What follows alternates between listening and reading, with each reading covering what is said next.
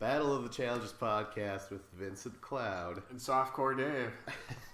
This is the Dirty 30, XXX Dirty 30 episode. I want to say episode 18 and episode 19 because, like, you know, not only is this the reunion, but we're finally told who fucking wins. You know? Reunion part 1 and 2. Part 1 and 2, yeah, exactly. And, the person who wins. I can't believe it's 18 and 19.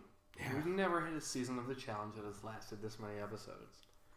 You know, on paper that sounds awesome, but it was a lot of cliffhangers, a lot of just stretching out of moments, really. Yeah, MTV was milking the cow for all it was worth, like trying to get every little last drop of something out of it.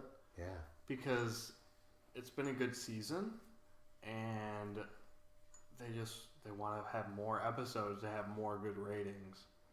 They're liking it. So they're like, even if we degrade the episodes sometimes by leaving cliffhangers, it's such a good season, people will come back for more.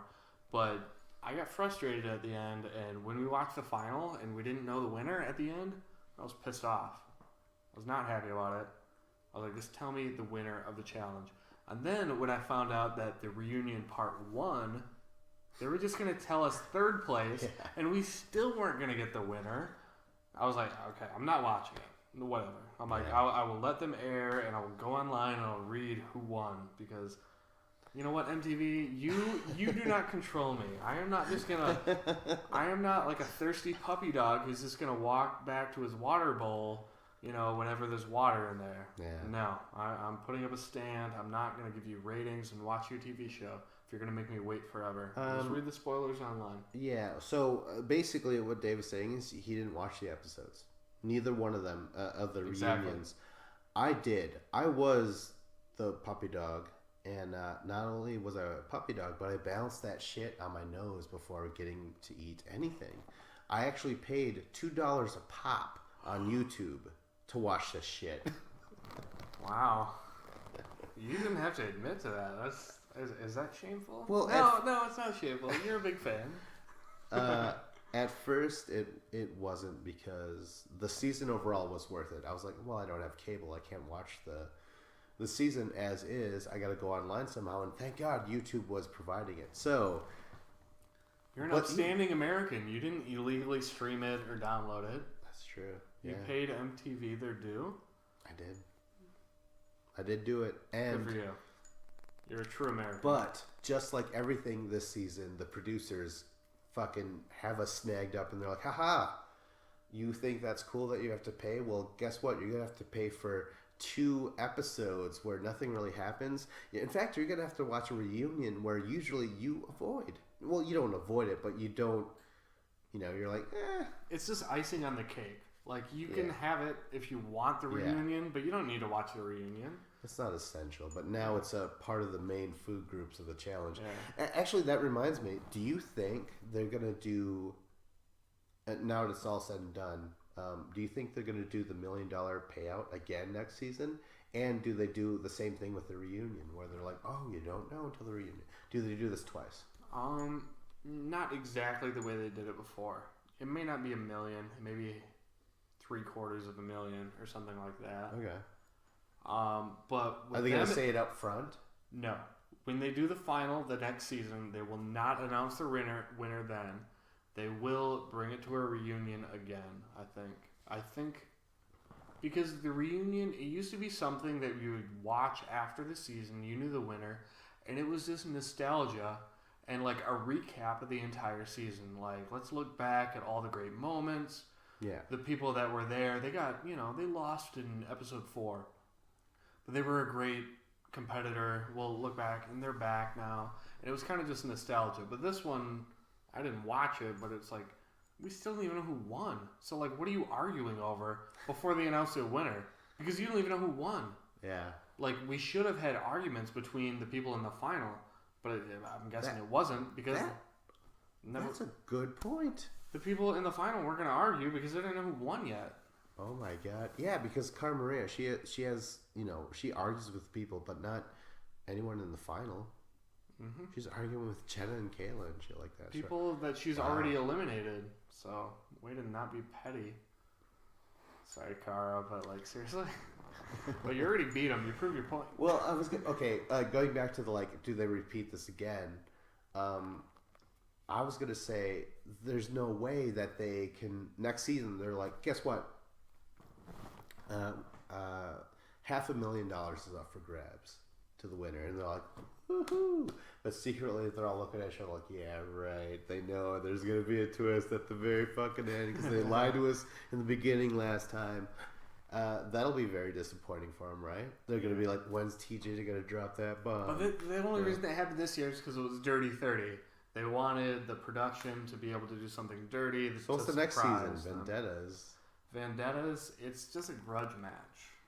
Right? I guess. I don't know. But then the other thing is, they're going to tell us the final winners on Vendettas, the actual season, or do they prolong it to the reunion again? Sorry, I hate the word reunion. It's very hard for me to say sometimes. Sorry. I think they will push it off to the reunion for sure. Again? Yeah, because they stretched this one out to 18 and 19 episodes. Yes. Yeah. And next season they're not gonna go for that. It'll probably be 16, 17, 15, 16. But they will stretch it out to the reunion, right? Yeah, the announcing of the finals, because I think one of the things that they had an issue with was they would record the season, somebody would win the final, and you could go online and read the spoilers because they record what happens, then they air it 3 months later. Or take a picture of themselves on Twitter or Instagram. Well, Johnny Bananas is on Lake Tahoe, just like, oh, just living the good life. And then as you're watching Rivals 3, you're like, I'm pretty sure Johnny Bananas is going to win based off of his Twitter account where he's just hanging out on the beach all day long. So, I mean, that was, you could see it coming. This way, they could be like, well, and even for this reunion, they recorded 2 different scenarios at the end. Did you hear that? I think you might have told me that off air, but go ahead. Yeah, they recorded 2 different versions. There was a version where one male and one female won, and then there's a version where a different male and a different female won. There was one where Derek and Cara won, and there was one where Jordan and Camilla won. And they recorded both of them. So even if you didn't, you didn't know. You had to watch the reunion to find out which exactly won. Okay, so that must have meant that Cara Maria and Derek in the first show where they're like, oh my god, we won. They're like, the producers were like, by the way, whoever wins this first show is actually second place. So act like you won. You know what I mean? I think they were gonna. I think they probably just told them, "Hey, we're recording this twice. Either you guys won or you guys won." But we're gonna do it. Really? You think so? And they just acted along and shit. That's pretty good acting. Well, I guess. I mean, no. I don't think you could have known that and gotten a genuine reaction. I think they had to have recorded it. And I think Cara Maria, knowing her personality, she's a lot like Sarah, who was with Bananas, where if she gets screwed over, she's gonna be like, "What the fuck?" and she'll be pissed off about it because Cara Maria is very real. You know, if you hurt her feelings, she lets you know about it. You know, she's very straightforward. Yeah. That's why Cara's fucking cool. She's badass because she's straightforward. Yeah. So I think MTV kind of screwed her over by being like, "Hey, yeah, you won," you know. And then like 20 minutes later, they're like, "Oh yeah, we're recording it twice. Maybe you won, maybe you didn't." Spoiler alert, we don't know. And then Cara's gonna be like, "Fuck you, what the fuck?" I would have been pissed too. I don't know how they recorded 2 different versions of the ending, but it made so no one online was able to spoil it, which means you're gonna get higher ratings for the episode. You have to tune in to find out who exactly won. And I'll say this: the actual production of the show, the after show, was actually pretty sweet. It was a bigger room and had a huge crowd. Usually when you watch a reunion, it's, you got maybe 40 people in the audience, maybe, a little bit of bleachers there, a little bit of bleachers here, and then you have the cast. Very close, very intimate reunion. And instead you have the Miz coming out like, "What's up? This is me, the superstar and shit." And it's just this giant room. Did the Miz bring his belt with him? Intercontinental Championship? He did not. Oh, come on. He did, however, bring in 2 giant checks from the challenge. No, kidding. But, I will admit, I have not watched the reunion yet, but I will watch it because of The Miz. I love The Miz. What he does is great. And, he's entertaining as hell. So, I'm like, I will watch it. Yeah, I agree. I'm just salty that I didn't get to see whoever won in the final episode. So I'm holding out, but I will cave in eventually. It's what can I say? I got to defend it because I paid $2. Yeah. I paid $4 to watch this goddamn reunion. So what exactly happened? What were the high points from the reunion? High points were actually kind of low points, but was in the trailer for Dirty 30.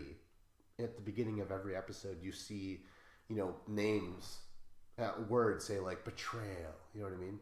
And when you see betrayal, you actually see Tori and Derek, her boyfriend Derek K, making out, and you're like, betrayal? That they're dating? How is that betrayal?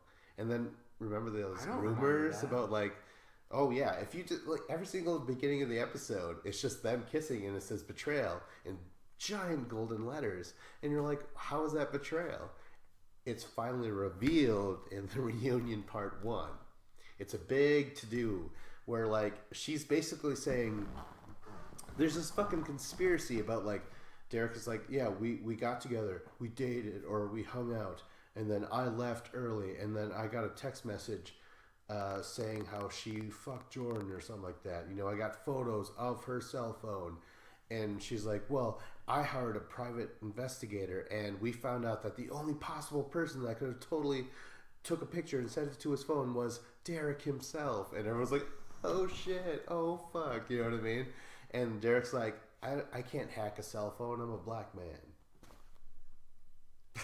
It was like, I'm like, what the fuck is going on? It was terrible because what it was that, yeah, Jordan and Tori hooked up immediately coming home from the final, or maybe not immediately, but really soon afterwards, And yeah, I'm sure she was playing nurse to his injured knee/leg. Yeah, Jesus Christ, that was non-existent at the second end of the final. You know what I mean? Like you totally forgot about that fact. Yeah, if we didn't see the scene where he like crash landed from, but you know what? He still crash landed. Like, yeah, that's true. Even if we didn't see him limping at all. He took it like a champ, a literal champ, like Jordan, 2-time champion. Like, spoiler alert, we haven't talked about who's going to be revealed as a winner, but Jordan is a champion. Yes. And he did great, so that's awesome. About Jordan and Tori, I'm a little thrown aback by all these like accusations about cheating afterwards, and then like private investigators and stuff like that. Well, what it came down to is that, I really enjoyed Tori. And so did the producers. They gave her a lot of screen time. In the final, she was always talking to the camera. She was probably the most entertaining of the females. She was more entertaining than Cara and Camilla, for sure. For sure, yeah. But what it came down to is that you realize that means that sometimes the reason why they're so good is that they're camera whores. They're, they're very shallow people. They're just out there for fame. She's no Simone. She's a legit good competitor, I think. Being a good competitor has nothing to do with the fact that, like, her being on confessional or her willing to do this and that. She's engaging on the screen, right? Because she's playing it up to the camera. Yeah. She's playing it up to the camera so much where, like, this ugly breakup between her and Derek is a huge segment, and she's fine with it. You know what I mean? Like, she's just like, well, it's this and this and that, and it's just fucking weird. Well, Tori's, she's new to the challenge. It was her rookie year. She's taking this like a badge of honor. Like, who on the challenge has not cheated on their person they were with? Like, Bananas has done it. CT has done it. Like, everybody cheats on the person they were with. Cara Maria has done it. Like, a million champions. I don't think Bananas ever said, like, yeah, I totally... he was never up front. He's always been about the secrecy, man. Yeah. But... but other than that, you were totally right. Yeah, I get what you're saying. I mean, I guess that... Whatever the season was, Bloodlines, where Bananas was like... I can't vote with you because my girlfriend will get angry. I'm sorry, Nani. I can't vote on your side because she'll get jealous. And to me, that kind of insinuated that, well, maybe it was before the relationship. So I'm trying to throw shade on Bananas, but whatever. Well, what I'm getting at is that was a segment where they were like, "Oh, Tori, you slept with Jordan and you didn't officially break it off with Derek." And now Derek is just hearing about, like, I don't know, he's just like, why would you air this out right now? Why couldn't we do this some other time? Why does it have to be here of all places? And it's just highlighting the fact that Tori is like, I'm playing shit up because I want to be famous on MTV. Exactly. You know what I mean? Like the lower... She's trying to work for her future, you know? Is this Bellator in terms of like, like there's Bellator, there's UFC. No, there's probably like other smaller promotions. But she's willing to be like, I'm the king of this. Like, Are You the One is Bellator. She was from Are You the One. That's right. Exactly. But now she's on the challenge. She's up in her game. And you know what? Her doing that, it's never good to cheat on someone, especially someone you're dating. But the thing is once you're on a reality TV show, it no longer just becomes about your relationship and being honorable to your partner. Because if you're gonna break up with them, you're gonna do it in an epic fashion, which is what Tori did. She's like, you know what? I could have broke up the off screen, but you know what? I'm just gonna draw it out for TV's sake, for the sake of you not knowing. And there's so many people have done it before, like Zach and Jenna, exes. All right. Well. So all that being said, there was a big thing about like how, oh shit, Tori, that's scandalous and blah blah blah, and then Cara was like, well, hey, you know what, Tori just kind of fell out of love because you weren't around, and she hooked up on the challenge. It happens, right? Wink, wink. She keeps on like, trying to like, it happened to me. Remember Thomas? I believe she even brings it up or something like that. And then later on, they're talking about how Tony cheated with Camilla on his girlfriend, who has a daughter with, one of two women. Mm-hmm. And she's actually in the crowd. There's an MVP area where TJ sits because he's not the host anymore. Oh, yeah. He's like relegated to like assistant to the regional manager or some honorary title, but like you're Camilla's dossier or something. TJ's in an MVP area. It's like just a giant horseshoe of seats. A horseshoe of seats. Yeah, it's just a big descriptive. Sure, yeah. But there's all these people that I've never seen before, but they're apparently on other MTV shows and shit. And significant others. Was Derek there? Two of Tori's exes were there. Tori has other exes? And they were just like, yeah, Tori, she's a fucking, she does not give a shit. She's soulless. She's like, you know what I mean? Like, they're just like, she's not a money grubber, but like a fame seeker, blah, blah, blah, And so, like, all this shade is put on Tori again. And then, but in the crowd, the girl who's Tony's baby mama or whatever, she's like, you know what, Tony and I, we talked about it and we settled things and we're working on stuff and people gotta mind their own business, mind our business and stuff. It's personal.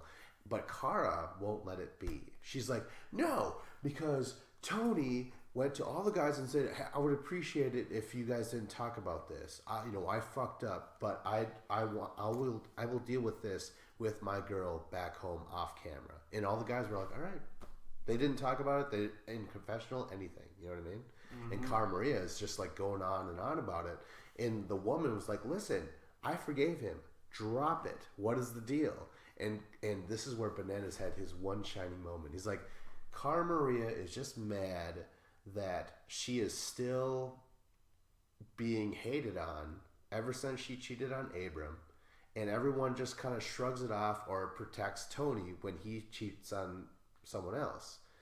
And she just wanted Tony to experience the blowback that she did. Yeah. And Cara Maria was like, yeah, you're right. And I'm like, aha, there. You're not like standing up for like, why is it that women are shat upon and men are like given, like, but I mean, it does hold truth because Corey's given the hookup award. Did I tell you about that? No.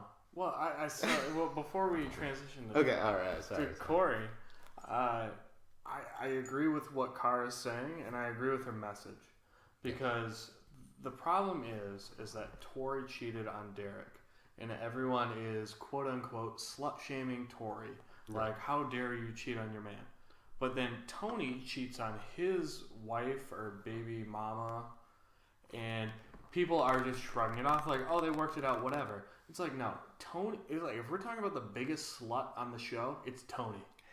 You know, because slut always gets put at a woman, but never a man. Right. Tony is the biggest slut for sure. Number 2 slut is Corey for sure. Yeah. Then after that, we can talk about Kara or Tori.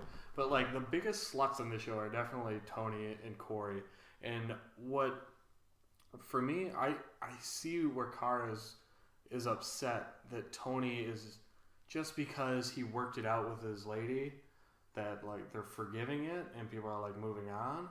It's like, no, it doesn't really matter. He still did the same thing. He cheated on someone. Yeah. Well, and if anything, what Tony did is even bigger because he has a child with that person, which is another level. There's one thing to be like, oh, I'm dating someone. I'm dating them for 4 months and then I cheated on them. It's not right. There's no excusing it. But it's way fucking different if you were fucking with someone for a year and you had a child with that person. You need to grow up, be an adult, and take some fucking responsibility. Now, I completely agree with everything you just said. And, kudos to you. But Bananas actually has something else that I forgot to mention. And he had something to say about this whole Cara Maria versus Tony thing. And this is what he said, and it totally, again, I'm like, oh my God, Bananas, you actually said something meaningful here. He's like, the difference is that even in the footage, Cara Maria said it was almost like a cry for help. I wanted to get out of the Abram relationship. Yeah, so we I talked about Tony. That. Yep. So you know what I mean? Versus Tony, who's like, I want to make things work with this woman who I have a child with. I got drunk. I fucked up. I deeply regret what I did, or whatever. I regret what I did with Camilla. Versus Cara, who's like, I wanted the cock in me and around me. You know what I mean? Like there's two totally different ways. And Cara Maria, she remembered. Not only did she, cheat on Abram on the show, but like even on the show, she lied to him. She was just like, no, I would never do that. How, you know what I mean? And then she would also do all this other stuff to him on the same show. I think that's the big difference between what she did with Abram, who we can contextualize because he's on the show, versus some woman who still loves him, who was like, Tony, I know who you fucking are. I think we were on the real world together and you cheated on me with 2 other women. I know you're going to cheat, but we'll get through this. You know what I mean? Like you I just win feel some money for us. Yeah, like I just feel like trust me, I know relationships where like monogamy is not number 1 or number 2 on the priority list. They're just like, no, just feed the kids, pay the rent. You know what I mean? Like, I don't know. What I'll say to that is like, I get what you're saying, but Cara Maria's relationship with Abram was very on the rocks for a long amount of time, and she maintained from the beginning that the reason that I was hooking up with Thomas was because I was gonna break up with Abram anyways. Like our relationship means nothing. She said that from the get-go. Tony, he said before he cheated, this girl's the world to me. I want to marry her. I want to propose. Yeah. And then Tony cheated. Cara was the exact opposite. She's like, I don't like Abram, whatever. He's not cool. I want to move on. So Cara, like, even though she cheated, because they were still technically in a relationship, she did not seem committal towards Abram at all.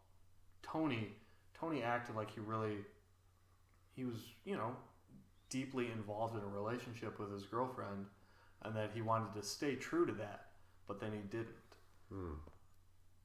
So I'm saying Cara cheated on someone that she didn't give a fuck about, and she was openly saying she didn't give a fuck about Abram. Tony said that he gave a large amount of meaning towards, and he was just like, whatever. When he's drunk, but whatever. Well, that was part of the reunion. There were some interesting parts about that. Just like the fact that Cara Maria brought up her own shit. And she even said, like, that was 3 years ago. Was that 3 years ago? I feel like it was a year and a half I feel like ago, there's 2 seasons per year, right? Yeah. There was Bloodlines and Rivals 3, Invasion and Champs versus Pros, and now this. Because we all know that Dirty 30 was all year long, right?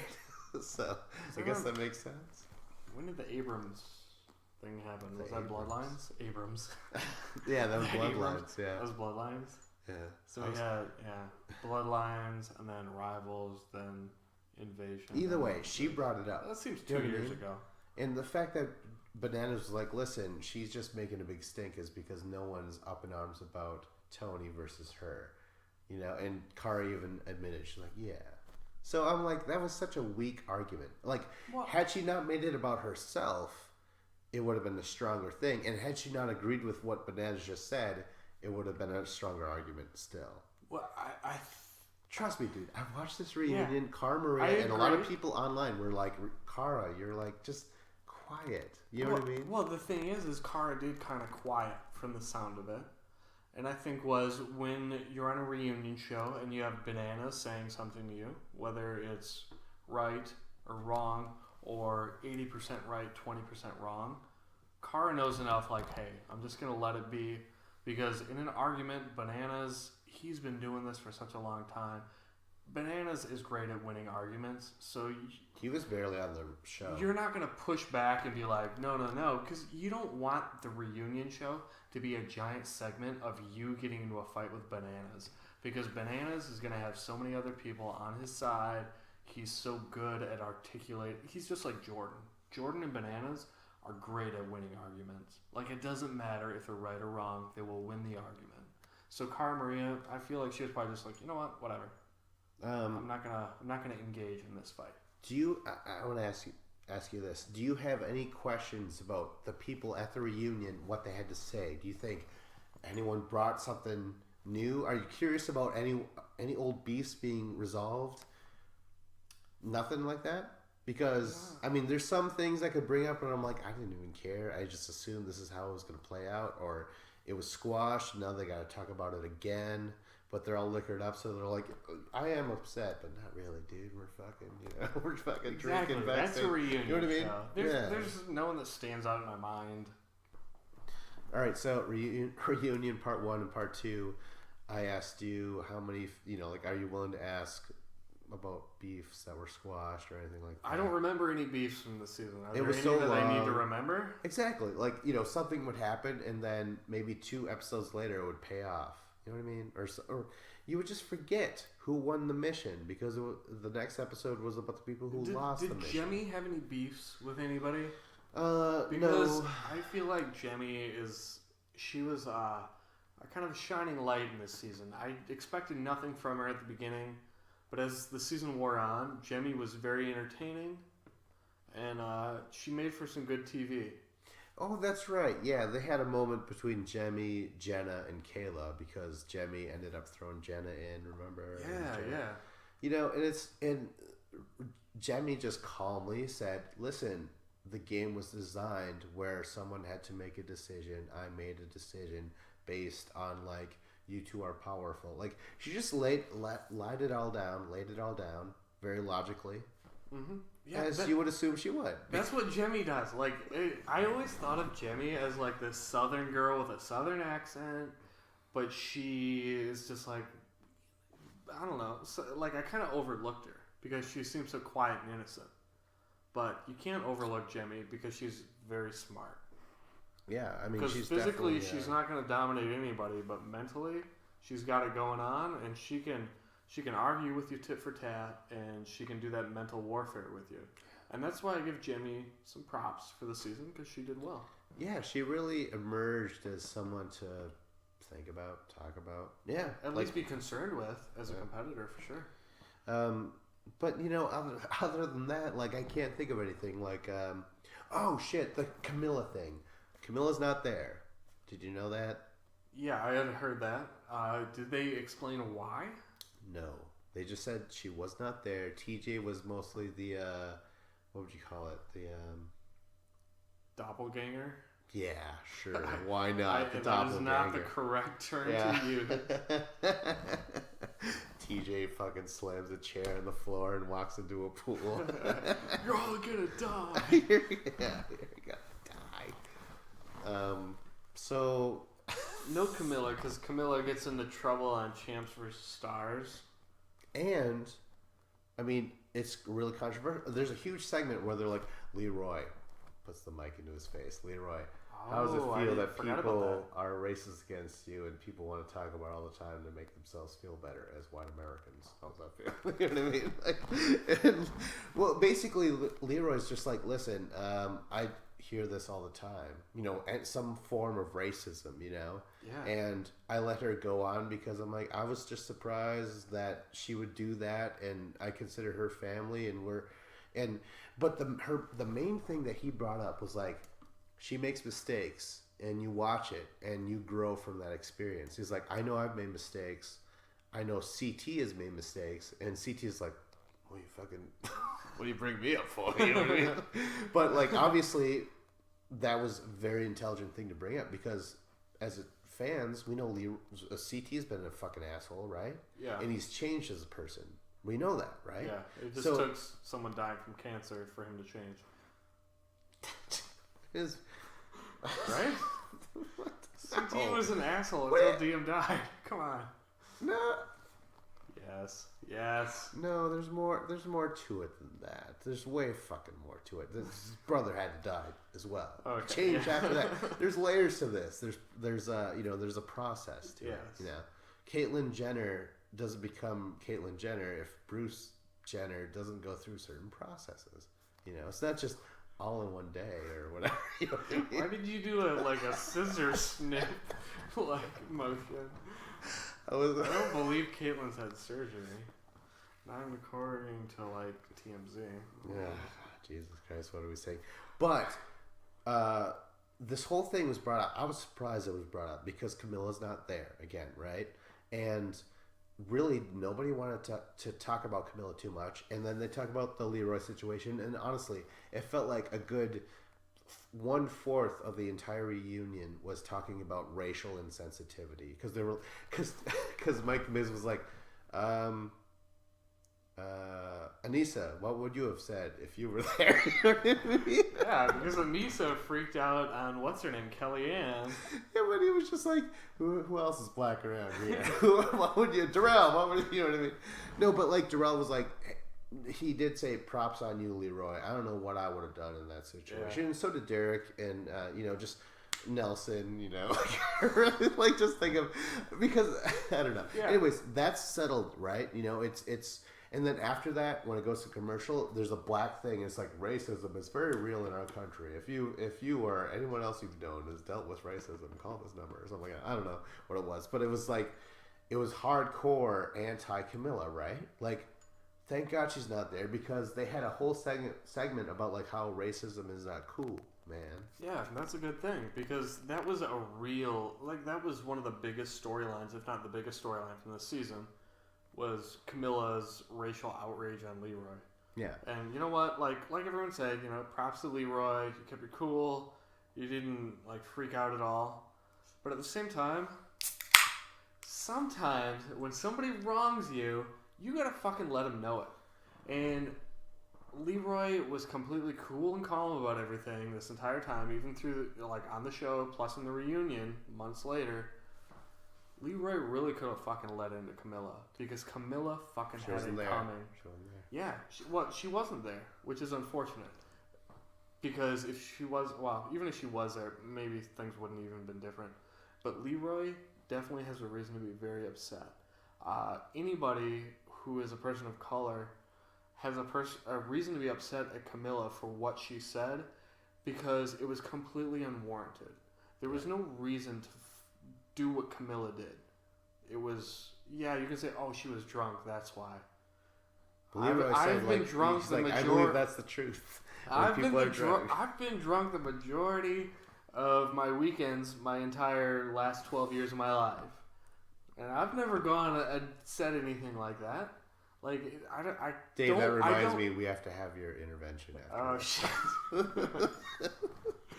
But I don't believe just because you're drunk is an excuse. I'm sorry, Camilla. What you Leroy said, was like, that's real. You can't just say, oh, I was drunk. That's why I said racist stuff. That doesn't work. Leroy had legit reason to be super upset and come back on her, and he didn't. But you know what? If he had, I would have been like, bravo, Leroy. You stood up to yourself. Stood up for yourself. But you know what? In the same light, he's standing up for himself for not freaking out. Because you know what? He's saying that, hey, I'm better than that. I'm not stooping to your level. Everyone can watch this. They can see that you're the idiot. Like, Camilla was a complete buffoon. And he's like, you know what? I'm so much better than this. I'm just, you know what? You can just watch the footage. That's it. That's all you need to see. So, bravo to Leroy. Yeah, he said, and he did bring that up. He was like, you know what? He brought up a great point of where it's like, you know what, Camilla, she does this every season, and she comes back every season. So in a way, I felt like he was calling out the producers, like, listen, you fed this behavior. Yeah. Just like, remember when Bananas stole Sarah's money? In that recap, I was like, no, this was bound to happen because the producers wanted it to happen. They aligned everything for him to do it. Yes. So, Camilla's, all her outbursts, all her breakdowns, all her psychological damage where you see it unravel on tape, you're like, this is fucked up. But it happens every single time. And Leroy's like, and she's proud of that. You know? She's proud of the fact that she gets a little highlight reel every single time she's introduced. You know what I mean? It's her fucked up and drunk. And the other part about Leroy, he was like, you know what? The other thing is that I will not yell at her and explode and shit because I have never been that person, and I have never been that stereotypical black man who like loses his control and just is angry and shit like that. You know what I mean? He's like, I'm not that guy, and I've been fighting that stereotype, all my life, and I probably will for the rest of my life. You know what I mean? Yeah. So it was just a powerful message, and it was, and Camilla's not there, right? Yep. So they're about to draw the fucking cards, and guess who fucking wins? Camilla. Camilla beat Cara Maria. I feel like that just means what does that mean? That means Camilla beat Cara. That's crazy.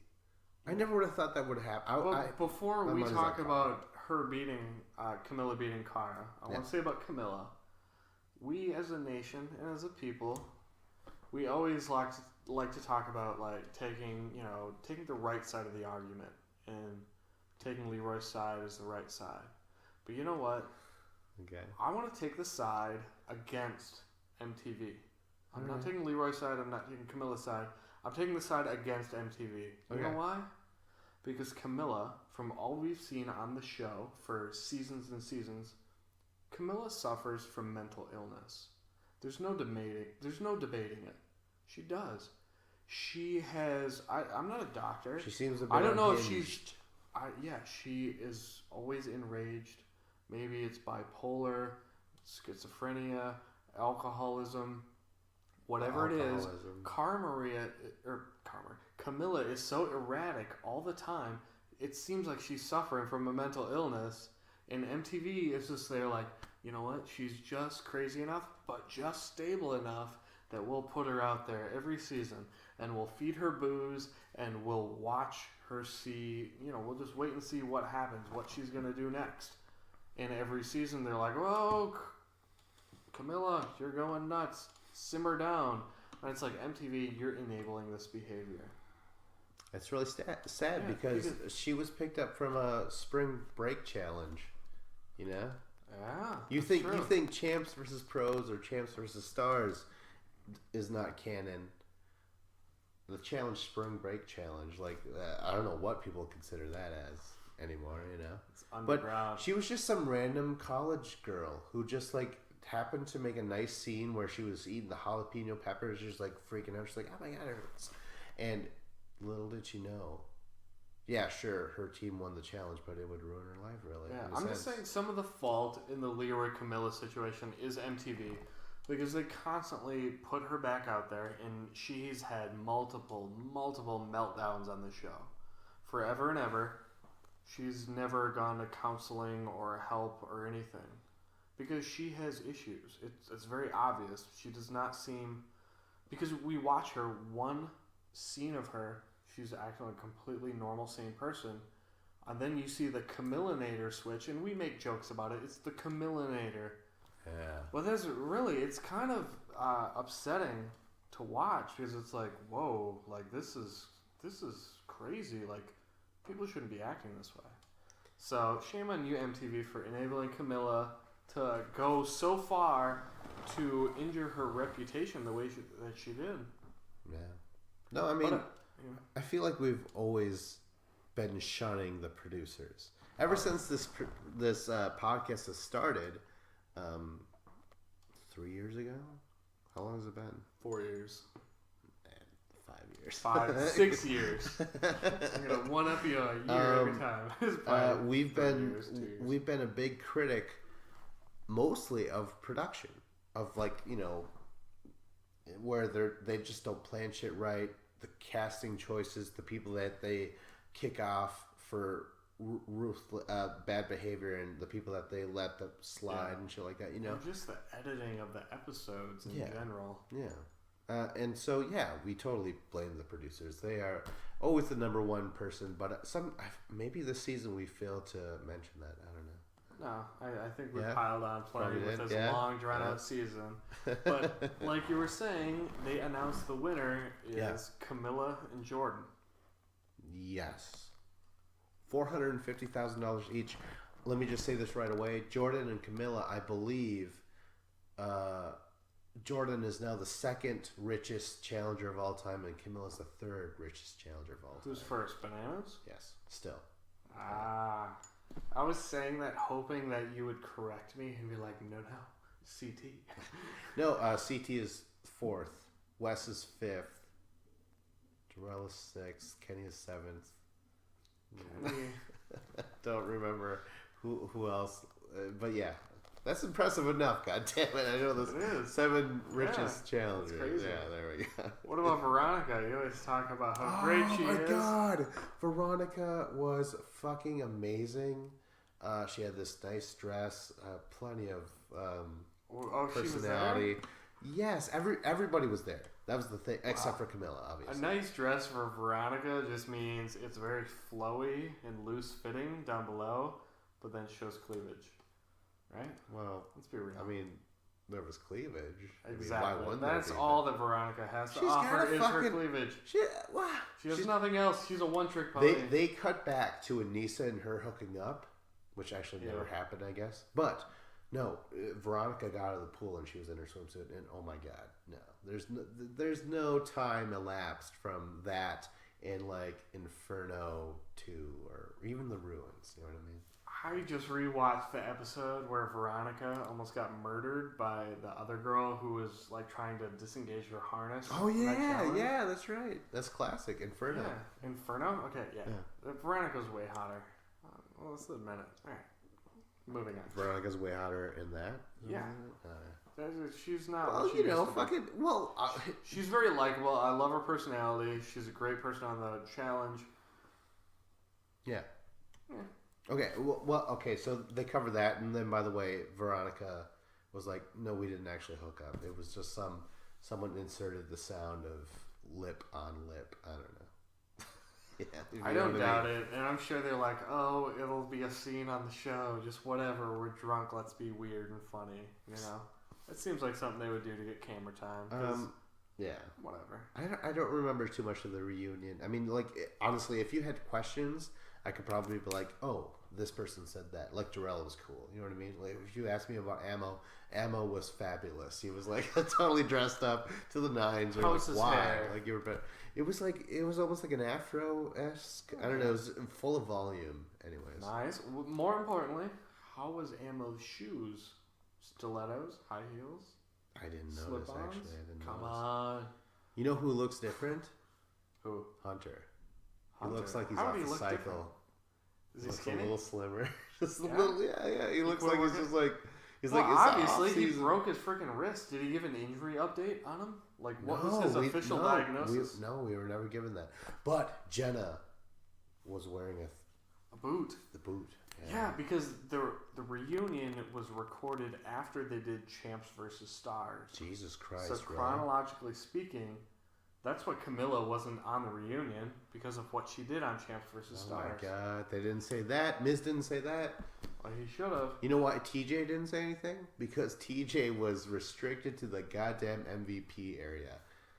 That's why TJ didn't do the final. He was like, "Wait a minute! So I don't even get to announce who wins. Why am I even there?" So he's just like, "I'm just gonna record me saying." I'm just gonna hang out on the beach with my wife on the beach. You know, just be like, whatever. We're gonna drink, suck up some sun. I've never seen a season where TJ is so tan before. Like, he had a great time. Yeah. He's not gonna show up if he doesn't need to do anything. They finally They finally announced who wins. Again, we said Derek and Cara. They come in second. Derek, I'm not like Jordan winning first. Not surprising at all. Yeah. Tori coming in third though. Shocking. Camilla beating Cara Maria was like morally shocking. Like you would just. It was shocking, but it kind of made sense at the same time.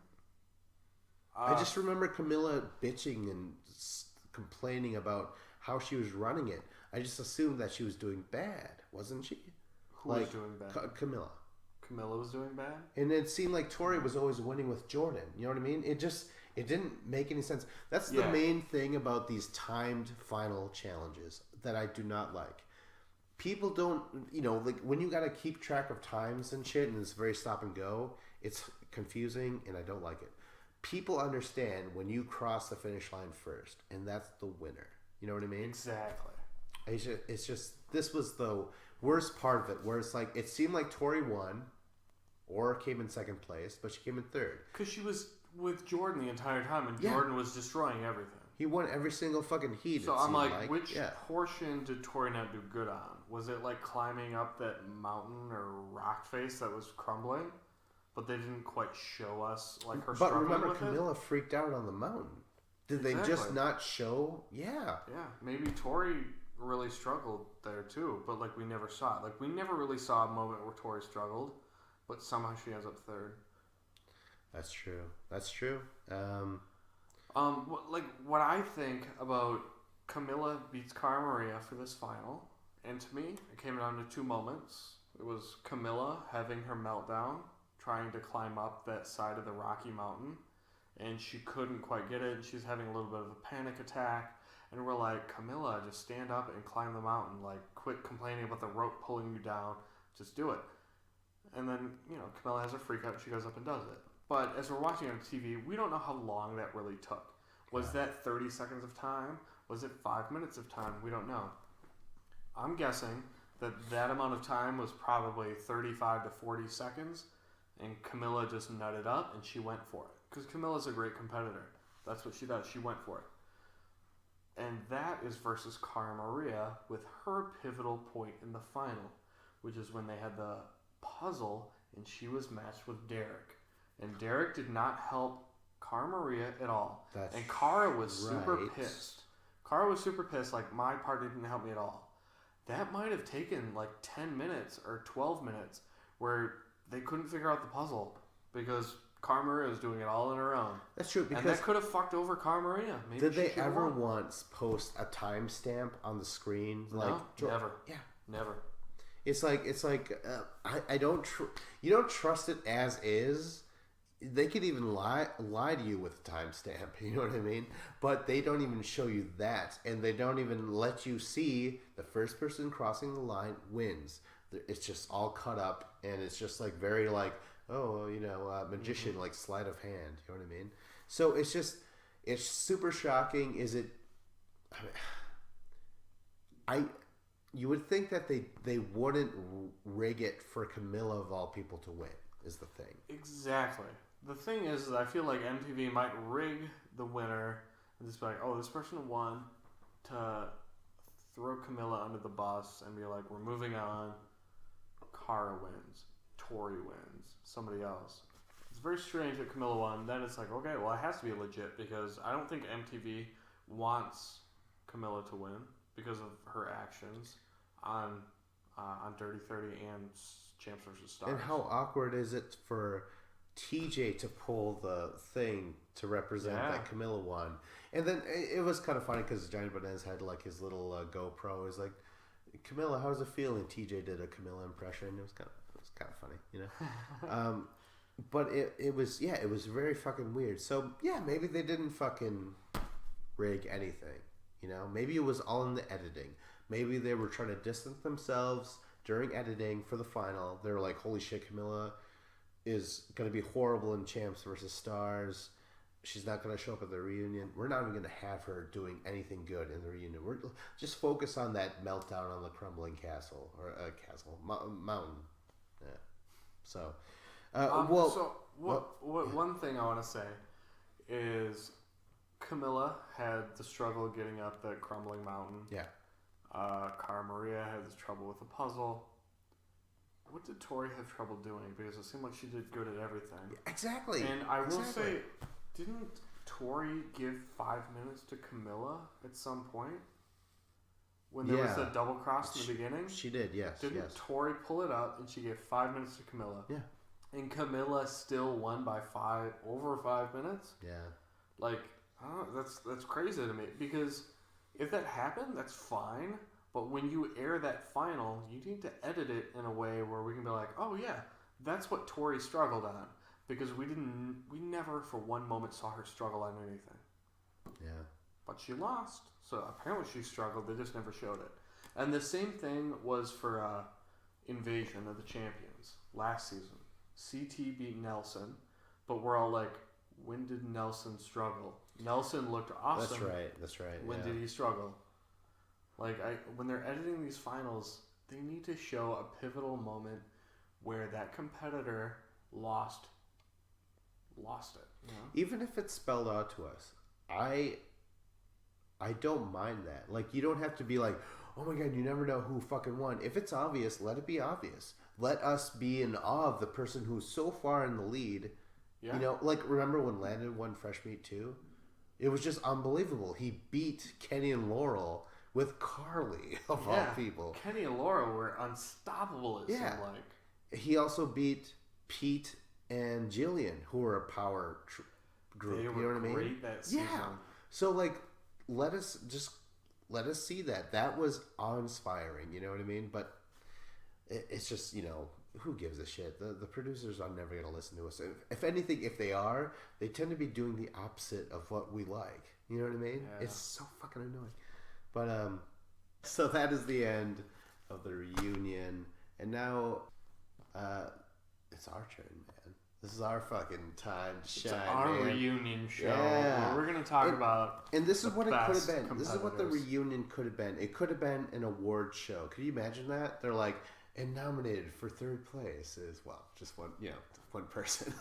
But no, Steve Harvey comes up there and reads the wrong thing. Oh my god! Like, oh no, that person, no, they lost. They didn't win. Yeah. Well, what I'm saying is, this could have been like, they really tried to make this bigger, and I could appreciate that. It's just that had they made it more like the Oscars, more of a big to do, where it's like, you know, they gave Corey the best hookup of the year or whatever it was, you know. Who did he hook up with?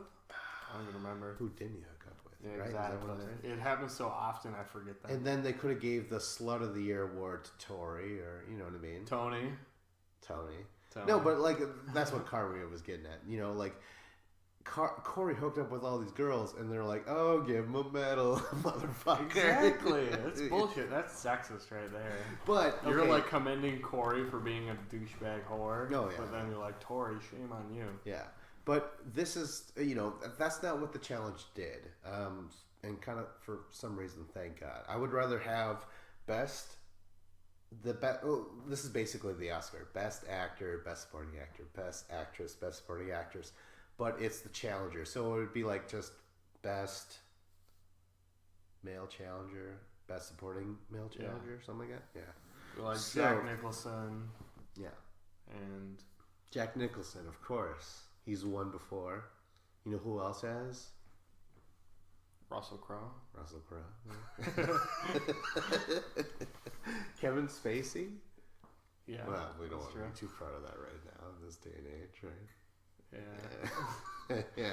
He's not cool anymore. Yeah. He done fucked up. Yeah. And like a house of cards, that shit just collapsed. Nice. Okay. All right. So let's. Okay. Okay. So the best male. Do we start with the male or the female? What do you think is like? Who do you want to break down first? I say we start with best male, then best female, then best supporting male, and then best supporting female. Well, the thing is that I've actually kind of changed this throughout the years, where I just announced 5 nominees, and out of those 5, only 2 get awards: best and supporting. Okay. All right. Okay. Yeah. All right. So now.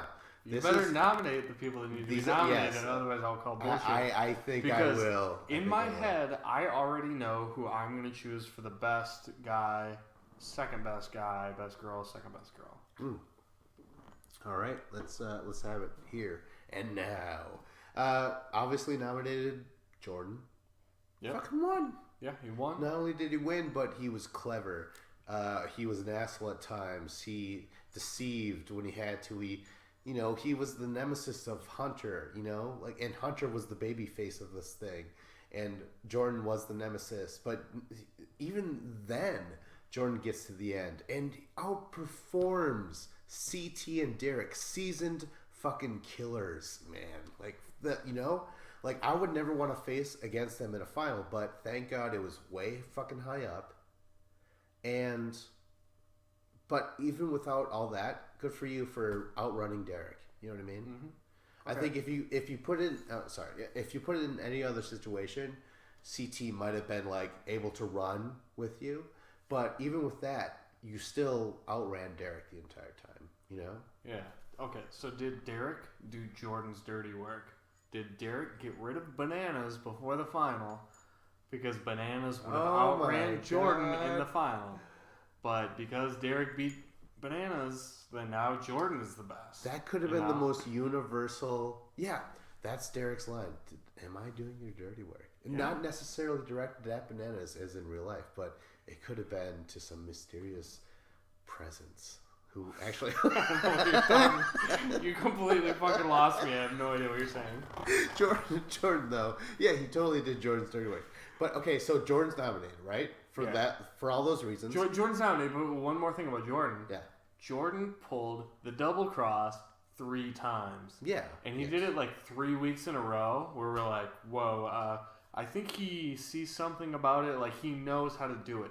It was like he had the inside tip on which thing to pull. He said something. Because he would walk up to it and he would just deliberately just go like boom. Just like he knew what was going to happen. So Jordan, he kind of had the edge on that double cross, and he made sure that he never went in. I think he mentioned something about flies would be on the cross that was the double cross or something like that. Really? It might have been a joke, but I just remember. I only watched this once, even though I paid for it. God damn it. But, I was like, yeah, whatever. So maybe that's what it was. Maybe it was covered in cow shit, like manure. Yeah. And the flies were attracted to the manure. Jordan nominated. Next is Derek. Why? Yeah. Because He beat Bananas. He beat Bananas. He got second in the final. Yes. Remember his heroics saving Jenna when they were jumping over the water and shit? Like Jenna would catch Jenna one-handed and and pull her up, and they would be jumping platform to platform. Do you remember that? Any of that? I have no idea what you're talking about. It was amazing. It was amazing. What episode was that? I don't know. This season is a fucking... Oh, when they were hopping from those platforms to platforms. I think so, yeah. And then the other person had to hop on. Right. Yeah, it was kind of Derek, but that was still Jenna because Jenna was pulling herself up too. It's not all Derek. I know it wasn't all Derek, but consider how small Derek is. He's not a big man, and Jenna's huge. She's like... She's not huge. She has long, sexy legs, all right? Okay, well, yeah. All right, well, anyways, that was an awesome moment. Anyways, Derek's nominated, okay? Next, CT. Why is he nominated? Because he nearly had an undefeated streak this entire fucking season. As soon as he showed up after his passport fiasco, he was winning every fucking single thing. And then the moment he lost was when they could all of a sudden nominate anyone they want directly into Redemption House. Yep. He never lost an elimination. He was sent in. Yes. So, how many things did CT win? You'd be like, oh, he didn't do anything this year. CT still won. I never 3. No, I'm not saying that you did. But in eliminations, CT won 3 times. Sometimes it was part of teams. Sometimes it was 2-person teams. But CT has won 3 times this year, which is legit awesome. Like, it's on pace. In elimination, is that what you said? Yeah. 3 eliminations. One time, he was partners with Cara Maria. Another time, he was partners with Cara Maria. And another time, he was on a team with, it was friggin' Derek Bananas, Nelson, CT, Cara Maria, Camilla, Nicole Torrey. Like at the very beginning of the season, episode 2. Oh, Jesus Christ. So, CT, he was winning stuff to make sure that he didn't end up in the draw. Yeah. Because, I don't ever really remember CT being in the draw because he was doing so well, he didn't have to go in the draw. Yeah. So good for him. He's definitely deserving. He wins all those missions. He gets sent into Redemption House. It's all bullshit, but he wins himself back. And then he wins a ticket directly into the final. And you're just like, holy shit, this guy. And again, he's beating Jordan. Jordan's in second place, right behind him the entire time. That was the thing why it was such a switch for the final, where all of a sudden Jordan, not only is he ahead of CT, but there's someone in between them, and that's Derek. You know, leading up to that, CT was ahead, and you're like, fuck yeah, man, this is awesome. Respect the fucking, your elders, son. You know what I mean? But it was high altitude, right? It was high altitude. That's not good for a big guy. CT, if he's ever put into a final in Phuket, Thailand, he's gonna win. It's on sea level. He won the Rivals. He won Rivals 2, and he won Invasion of the Champions both times in Phuket, Thailand. That's his jam, man. Don't fucking run a final with him in that area. It's very true. I mean, you can't discount it. And I think people are like, oh, it doesn't matter where it took place. Whatever they're doing is what they're doing. But when you're doing athletic competition and you're at sea level versus being at 1,200 feet above sea level, that oxygen level in the atmosphere is way different. Yeah, I don't dismiss it. I just feel like it's very unfortunate for CT. Yeah. So who's next? Hunter. Why? Because he was pretty good.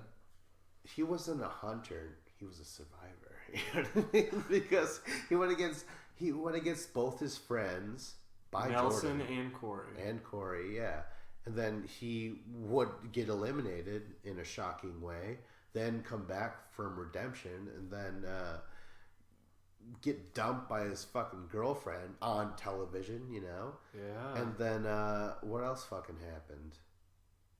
All sorts of shit. He broke his freaking wrist going against, who was it, CT or who was he going against? Leroy. In elimination. And that's how he got eliminated. Which, when it comes to physical eliminations, Leroy, I would say, is undefeated. Leroy's a fucking destroyer. Yeah. He's beaten Bananas. He's beaten Wes. He beats the best of the best. He's beaten Bananas twice and Wes twice, man. Wow. And Hunter takes Leroy down in his second season ever, and Jesus Christ. He ends up, breaking his hand. That does not help him in the elimination where they got to do the rope thing. There was no physical way to do that. Why couldn't the producers think of one other thing for them to do that wasn't involving the hand?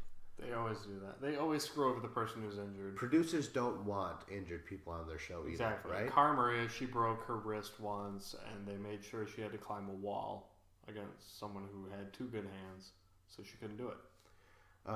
You ever see Battle of the Sexes 1 real quick? No.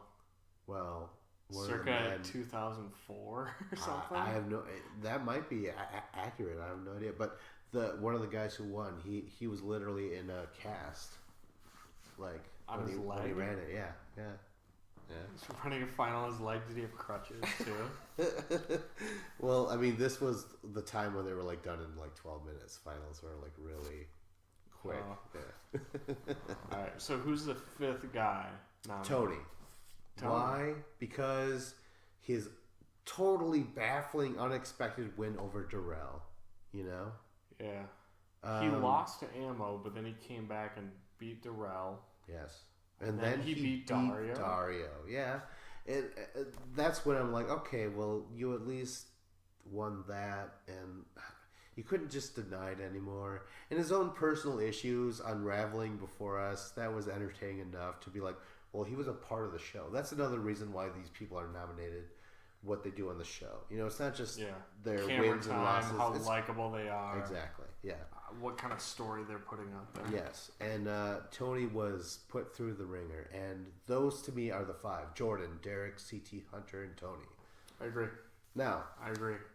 Starting with supporting, I believe it's clear. Hunter. Hunter gets supporting. I 100% agree. Yeah? That's what I thought, and I thought we might disagree on this. But who do you think I was going to vote in? I was thinking Derek. I thought you were such a Derek lover that you're like, oh, Derek gets it. No. I mean, clearly, I would have gave Hunter the lead. You know what I mean? But he didn't win. So that automatically gets him supporting because he was just a big Hunter part of this. was like this awesome like Rocky story, like a redemption. Exactly. Yeah, he's like super likable. He has his friends. He was in an alliance that was outnumbered. Yeah, he was always odds were against him. He's outnumbered. He battled his way through. He got thrown in against his teammates. He did what he had to do, and he beat Corey. He beat Nelson. Well, then Nelson comes back. Right? No, Nelson beat him. Or Nelson beat him. Yeah. Then Nelson gets sent home. He comes back through the Redemption House. Yeah. And like, it was like I don't know. And then Hunter, Jordan was Hunter his came nemesis. off so awesome. You know. Yeah. That really boosted his the fact that these two guys weren't liking each other and shit, and one of them ends up winning, and one of them is like the biggest underdog, where you wanted him to win, if anything, you know. I would have loved to see Jordan versus Hunter uninjured in a final. I feel like that would have been awesome. That would have been great. I mean, the puzzles. Puzzle might have worked against Hunter. But still, the idea that these two are going against each other and all the bad blood, that would have been awesome, you know. But Hunter gets it regardless. You know, I feel like he really encapsulated what it meant to be like in a challenge. If you want to show someone, introduce them to the show, be like, no, show them the Hunter story, man. You know what I mean? Like that's what it's all about. I agree. Right, Hunter was great this season. Like, if you're thinking only about like the last 3 episodes of the season, you're like, well, no, I'm thinking about Derek, CT, Jordan, those guys. But if you're looking at the complete season, Hunter was brilliant. Yeah. Like he really was. Yeah. Okay, so when it comes to best, Jordan. Yeah, there's no debating it. Yeah. Jordan, not only did he win, but Jordan has an ability because he's so mentally sharp and on top of things mentally. Anytime he gets into an argument with somebody, like what happens? Like even if he's in the wrong, which 50% of the time, Jordan was an asshole, Jordan was wrong, but you know what? He's so good at arguing his own point that Jordan ends up winning the argument, even though at the beginning of it you're like, no dude, I think you're an asshole and you're wrong. Like Jordan talks you into thinking that like, oh yeah, maybe you are right, Jordan, because he's such a smooth talker. Like that's Jordan's specialty. You know when they show at the Oscars, they're like, and Philip Seymour Hoffman for a Capote, and then they show a small little scene of him as Capote in a little acting scenario where they're like, this is what fucking got a nomination or whatever, you know. Yeah. Part of the scene for Jordan would be like when he convinced Camilla that he was going to help her jump from her base to his base. There were opposing teams jumping over the water, and it was only Jordan left. And it was only him versus 4 other people. Camilla was part of that team. And he's like, I'm going to help you, Camilla. Come here. And Camilla jumps up, and Jordan just kind of lets her slip, you know, just to get that competitive edge. And that is the legit Dirty 30 move. Yep. This is not pushed upon you to make a damning decision, you know? Mm-hmm. It's not going to ruin you socially or whatever. Like, this was his decision to do it, and it was brilliant. It was funny, it was comedic, it was great. And on top of all that, he ran a superb final against two veterans. Even if we ignore the high altitude shit, the fact that he did beat these two amazing veterans, two-time winner CT, three-time winner Derek. After he crash landed coming out of a plane. he fucking played that up so much. It was brilliant. He's like, I'm not actually hurt, ladies and gentlemen. I'm gonna make it seem like I'm fucking hurt, and I'm actually in tip-top condition. But you know what? Maybe he was hurt, and maybe even 75% Jordan was better than Derek and CT. Yeah. You know what? One of my favorite Jordan moments was he was in the redemption house. He got sent home or sent to the redemption house, didn't he? Oh yeah.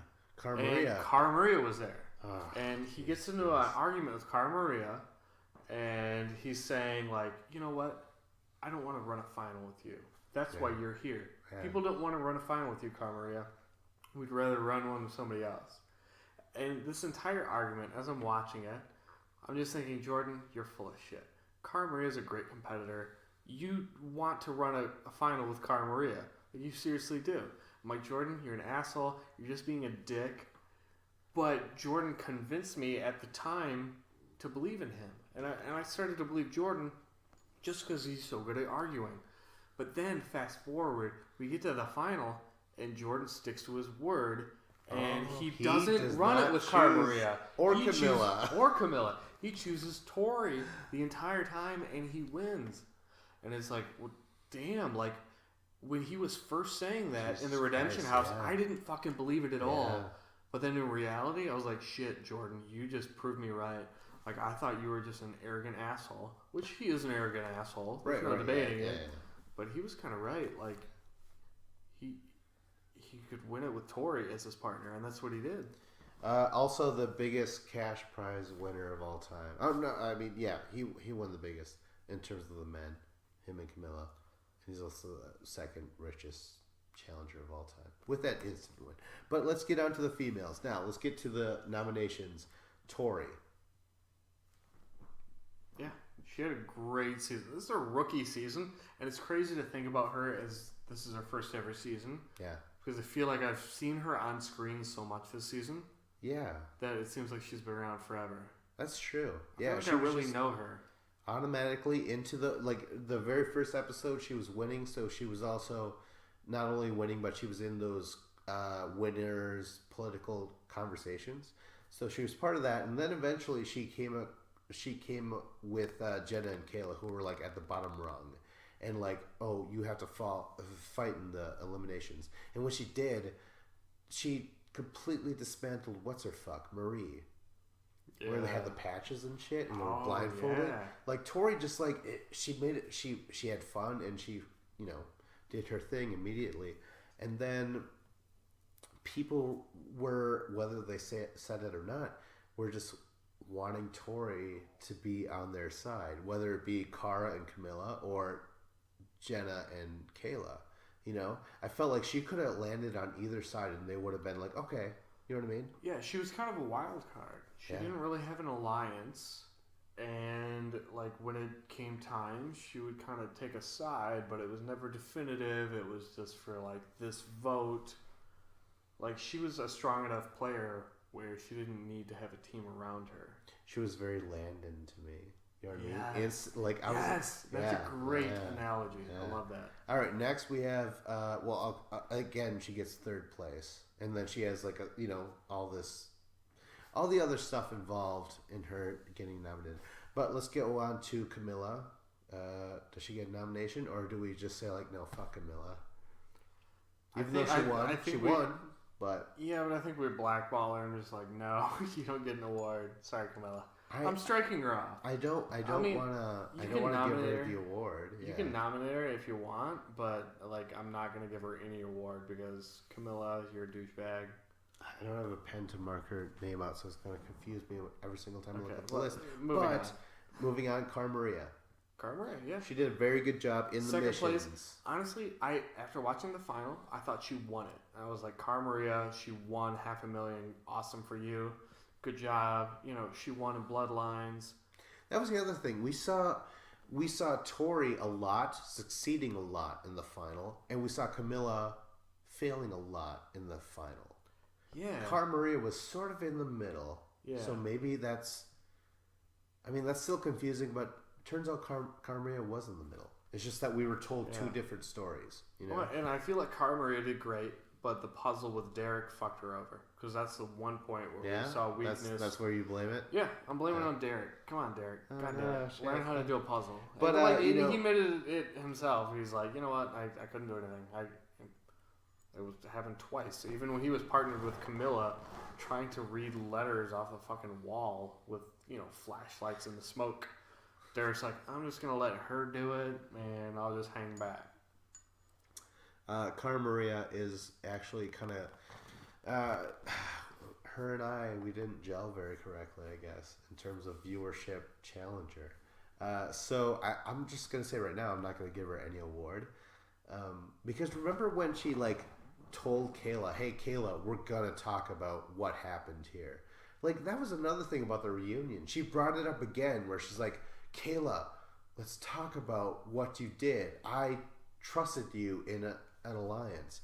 Why is it that everyone can forgive an alliance being broken but Cara Maria? Why is it that Cara Maria has to bring that up again in the reunion? You know what I mean? She brought the reunion to a dead halt to get all very fucking serious about the fact that Kayla and Jenna were just like, well, thanks for the help, but eventually someone has to betray each other, and we're going to do it to you. Yeah. I'm sorry. You know what I mean? Yeah.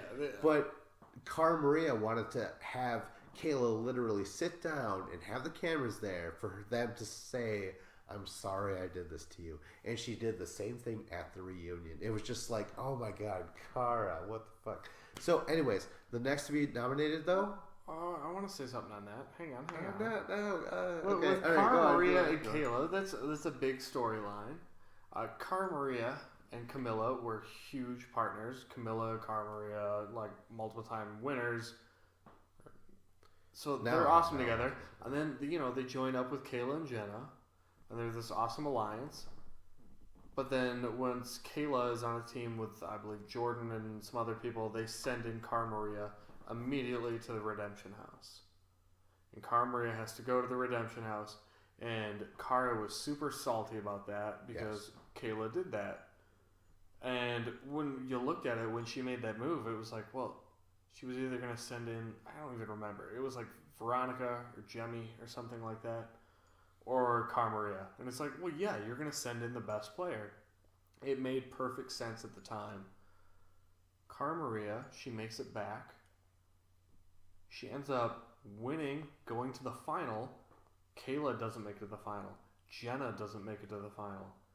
Cara Maria has no reason to be upset at Kayla and Jenna anymore because she fucking beat them straight up. But she's still salty about it. She's still holding on to it. Just the fact that she was, put into danger. Yeah. And it's like, you know what, Cara Maria, I've been a big fan of her in the past, but this is not the time to really be salty about something because you know what, you got second place. Sucks you didn't get first, but you getting second has nothing to do with Kayla, and it has nothing to do with Jenna. It has nothing to do with someone putting you in a Redemption House. That's true. Yeah. Next nominated is Veronica. When she first came back, it was champs versus pros, and she was gone immediately. Right? Yeah. Remember that? She got booted. And so I'm like, all right, well, part of me, I was like, oh, that sucks, because I, for real, am a fan of hers. I feel like she's definitely the top 3 best female challengers of all time. I swear to God, she's definitely on the Mount Rushmore of all the Mount Rushmores was women. I'm not sure if it was a co-ed Rushmore, she'd be up there, but still, she would definitely be up there. You know what I'm saying? Yeah, I know you're a huge Veronica fan. You think she deserves to be on the Mount Rushmore. I don't totally agree. She is. I mean, that's a conversation for another day, man. But Conversation for right now. No. How many solo challenge wins does she have? None. She only has team wins. What? She never won one on her own. Oh my god, no!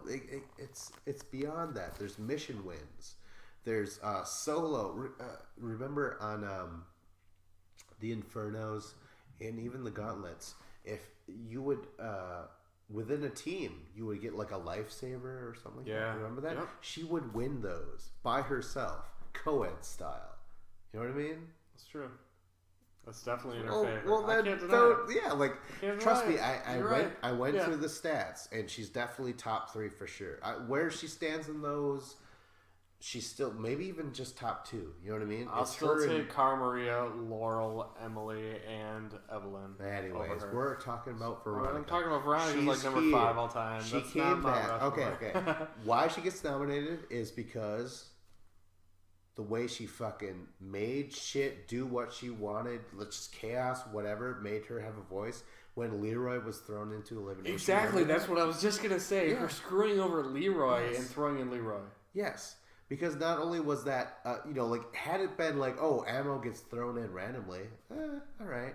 But it was Leroy of all people. And not only that, but he's actually gone. And you're applauding this? I hated that. I hated Veronica I'm applauding the fact that it was such a rippling effect in the house. Veronica's move was felt by everyone. Well, people.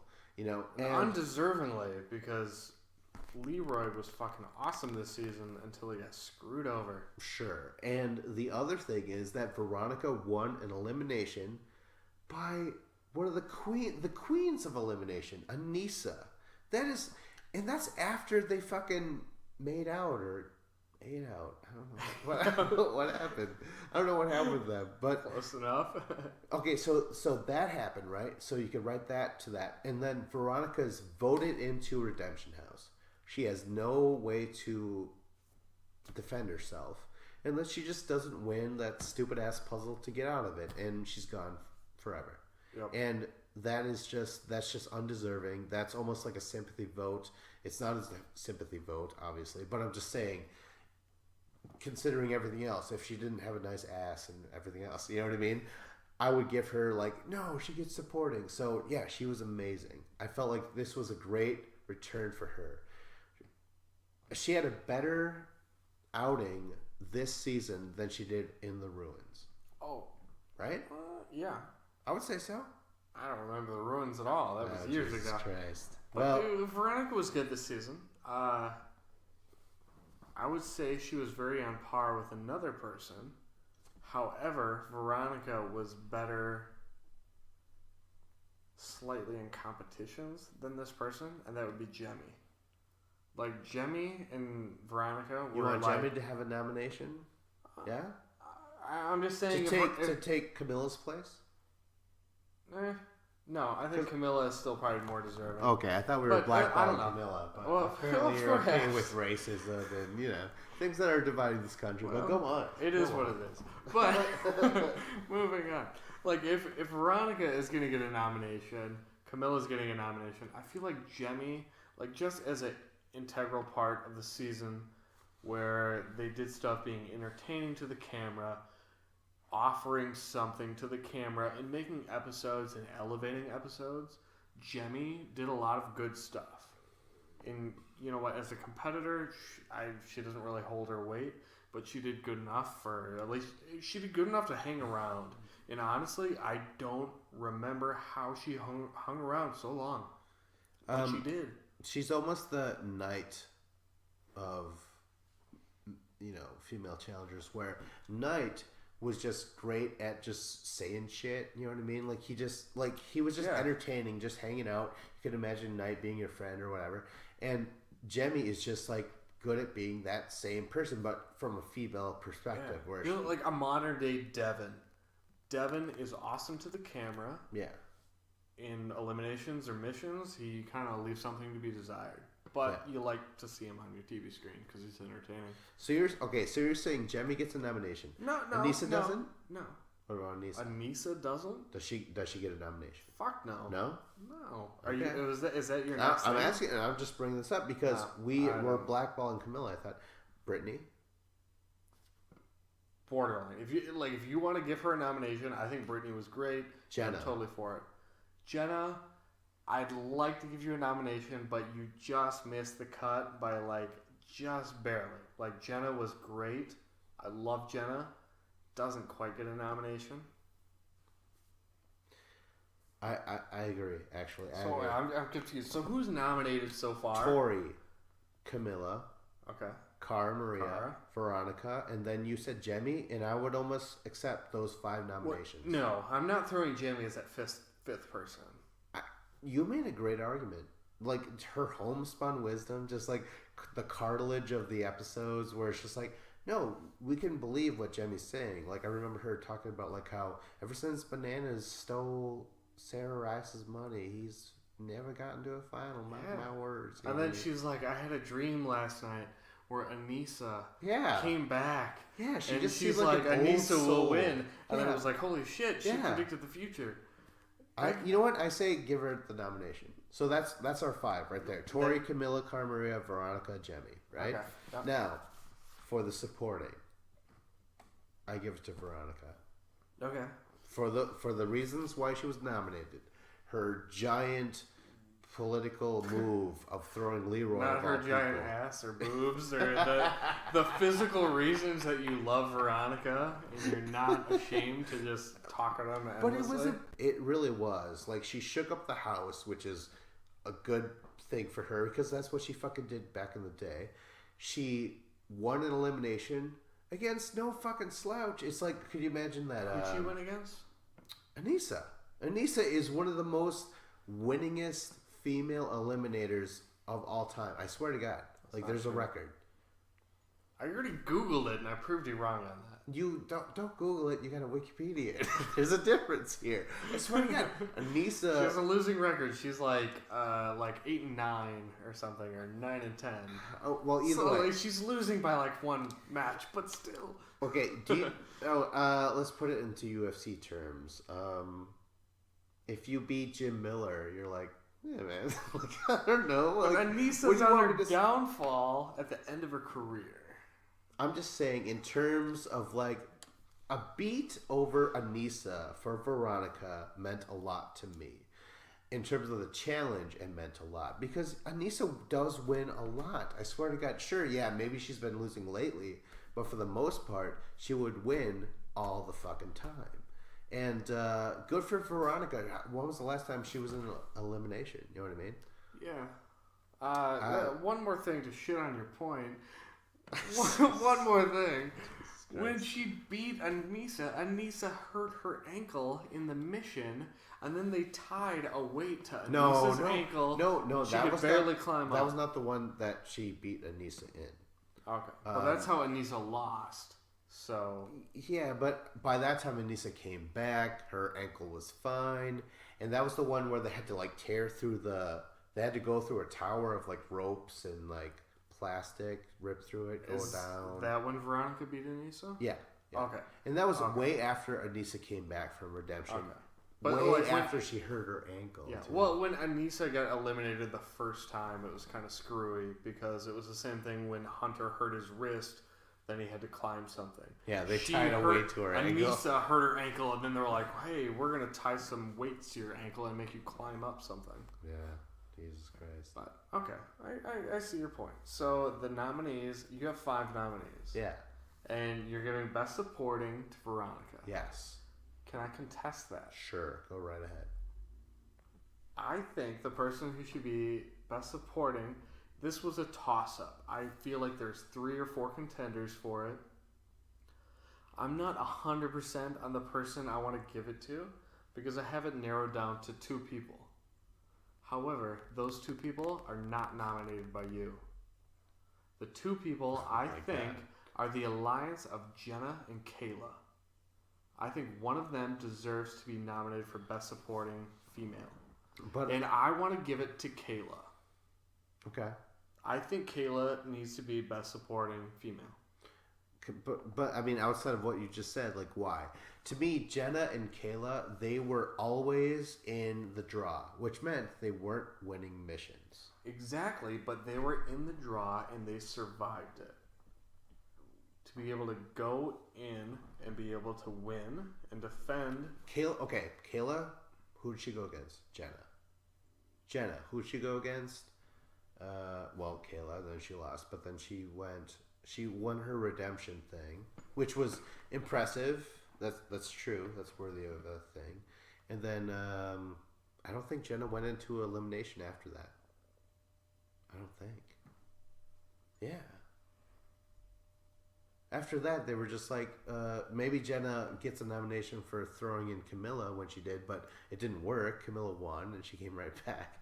And then she would like bitch out Jenna, and Jenna's like, "Oh, stop it!" Nah. Yeah, but Kayla beat Anissa, even though she had a weight tied to her ankle. But that's who Jenna. So you want Kayla nominated and or to win the supporting? Because I feel like in this season, for me, the overarching story for the females was the alliance of Camilla and Cara Maria mixed with Kayla and Jenna. Okay.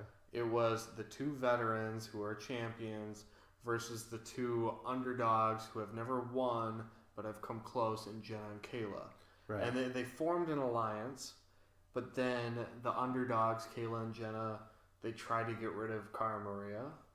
Yeah. But due to the circumstances of the game, she came back. They ended up losing. But like for the overall arcing of the season, I thought they did a great job. Yeah, I agree, but I also would think I would nominate Jenna before Kayla because Jenna actually did way more. She had way more mission wins.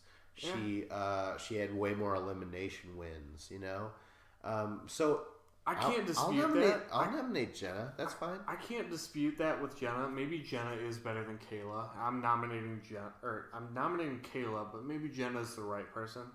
Like I'm a little self-conscious because I've always been such a huge Jenna fan, and I always back Jenna no matter what. That I feel like I'm hitting the same note over and over. Like I love Jenna. Jenna's great. No, she was good. It is kind of weird that I didn't bring her up. And again, we could totally blacklist Camilla and be like, no, Jenna gets the nomination. Jenna and Kayla. Jenna and Kayla. To me, it came down to Jenna and Kayla because I felt like that alliance, it was such a big part of the second half of the season. That trumps what Veronica did. The ripple, the shake of the house that she did, that moment. I felt like that was just a great moment, though, from her, no? It was, for sure. Okay, well, you know what? How about we return to this? Let's go to best overall. Yeah. We can totally agree to disagree. We don't have to agree. We'll return back to supporting. Let's go straight to best for the females. Tori, yeah, I agree. I think it needs to go to Tori. Yeah. Tori was amazing. She somehow lost a final. They never showed us exactly how she lost because she looked great at everything. Yeah.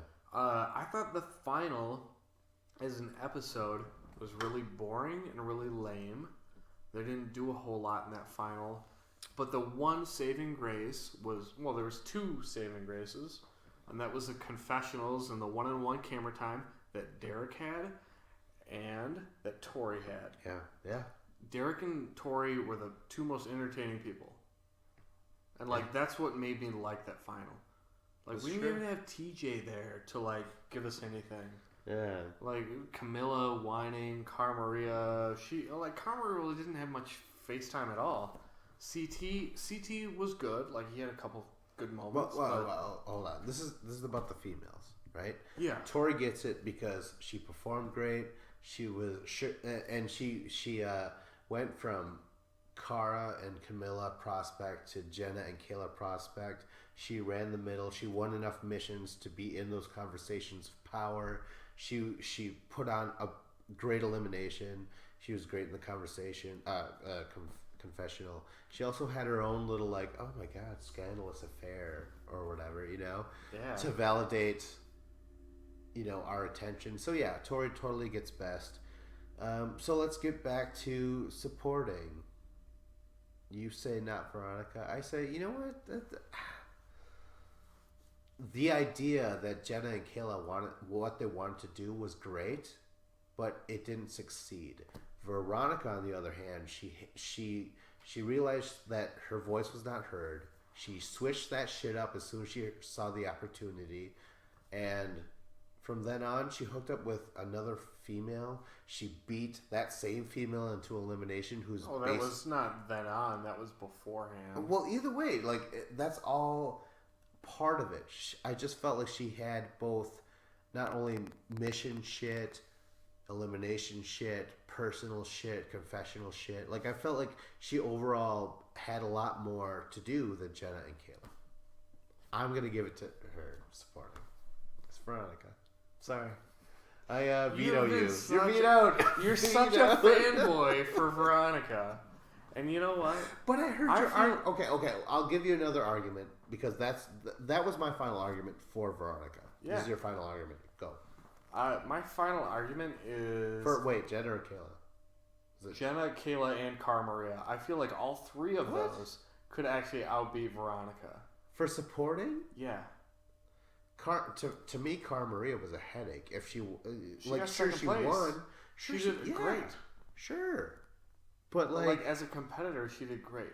She was also super good friends with Camilla. Let's not forget that. Oh, because she aligned with the racist. And you know what? Honestly, I kind of agree with that. The fact that she was like, me and Camilla are good friends. It's like, no, back away, disassociate. It didn't matter Don't what. Act like you're friends with her. It didn't matter what Camilla said. Cara Maria was like, we're friends and we're working together. You know what I mean? Yeah. It's like, oh god. To me, as a season, there's forgetting about challenges, who won eliminations or who got to the final, who shook up the house. Episode to episode, I was really intrigued with Kayla and Jenna as what they were doing in the house, because in competitions they seemed like a threat.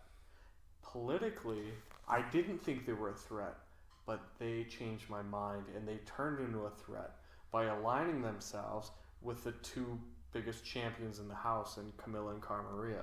So Jenna and Kayla, it's like co-best supporting actresses. All right, that's my thing. I'm like, you're the idea of these two working together and just like beating the veterans and doing this and that, it just never happened. That's my thing. And Veronica, she was unrightfully cut off because she was thrown into a redemption without elimination to defend herself, and then she lost that redemption to get back in. What was the redemption? That was the puzzle. You stick your head through, you stare into the sun, you look into the puzzle, you put the puzzle together. That was the lamest part of the season. But the thing is, Veronica never had the chance to defend herself. Jenna properly was defeated by Kayla to be thrown into redemption. Yeah, that's true. Jenna has weaknesses. She can't do puzzles. She can't eat. Right. I can't deny that. I mean, it's evidence. It's on videotape. Well, I'm just saying, as a season, I like Kayla and Jenna a lot. I thought but you keep a group of those two together. You gotta. They're a team. They're a tag team. No, see, that's why they could. That's why they cancel each other out. It's Veronica. I'm sorry. No, you're wrong. It's Kayla. Kayla was the stronger of that team. She beat Jenna. That's therefore, the thing. Kayla wins. Kayla, she got into a feud with Cara Maria. You know, the biggest. And you know what? She not only did she get into a feud with Cara Maria, Kayla got under the skin of Cara Maria, and she made Cara Maria really dislike her. And I like Kayla for that. And Cara Maria ended up beating Kayla in the next mission to determine who goes into last place. And Cara Maria friends won. with Camilla. But Kayla didn't succeed in her mission. Veronica didn't succeed, but she was cut short. She never had that option, that extra option that Kayla had. She had the option to win her way back into the house. She couldn't do it. But she wasn't put in there. It's just... We don't have to agree. Okay, you want to say it still comes down to Veronica and Kayla? I'm giving it to Kayla. I'm just saying, overall, I'd rather watch on my TV screen. I'd rather watch Kayla than I'd rather watch Jemmy, than I'd rather watch Jenna. But Veronica, it's not about watchability necessarily. For me, it is. Well, see, this is why I feel like I'm mostly in charge of the nominations and the awards themselves. So, and for me, it's just watchability. And I also have Final Cut. So I'm pretty sure I cut this award show off a long time ago when I was like, just edit out everything I said. Veronica wins! Yay, Veronica! No one's gonna agree with you. I'm just gonna put that with Dave. Dave, you're gonna say Veronica wins, Veronica like 30 times. Okay. Well, you don't have an editing prowess to know how to do that. I'm not scared. The editing patience, really. Okay, so yeah, that was the end of this entire fucking season. That's fucking nuts. Wait, did we say most, like, oh yeah, we said Tori best. Yes. Okay. Yeah. All right. But yeah, that was the end. Like, subscribe, comment. This was Battle of the Challenges podcast with Vincent Cloud. And Softcore Dave. Veronica wins! Yay, Veronica! Veronica wins! Yay, Veronica! Veronica wins! Yay, Veronica! Veronica wins! Yay, Veronica! Veronica wins! Yay, Veronica! Veronica wins! Yay, Veronica!